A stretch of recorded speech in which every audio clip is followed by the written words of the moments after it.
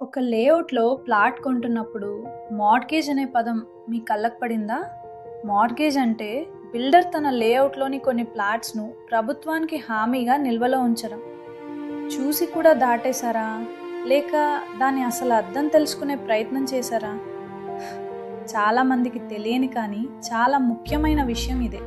లేఅవుట్‌లో కొన్ని ప్లాట్స్ ఎందుకు మార్ట్‌గేజ్‌లో ఉంటాయో మీరు ఎప్పుడైనా ఆలోచించారా?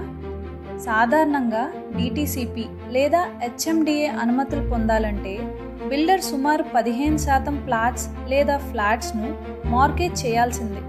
ఇది కేవలం ఒక ప్రక్రియ కాదు, కొనుగోలుదారుల భద్రత కోసం ఉండే బలమైన హామీ.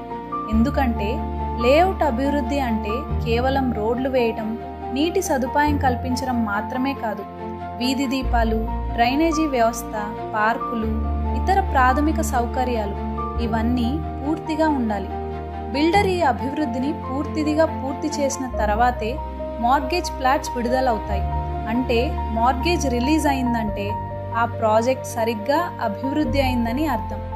కానీ ఒక ముఖ్యమైన విషయం గుర్తుంచుకోండి, అభివృద్ధి పూర్తి కాకముందే మార్గేజ్ ప్లాట్స్ అమ్మకానికి వస్తే మీరు చాలా జాగ్రత్తగా ఉండాలి.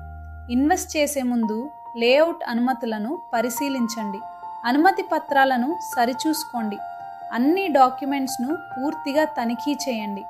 రియల్ ఎస్టేట్లో సురక్షిత పెట్టుబడి అనేది అదృష్టం మీద కాదు, సరైన పరిశీలన మీద ఆధారపడి ఉంటుంది.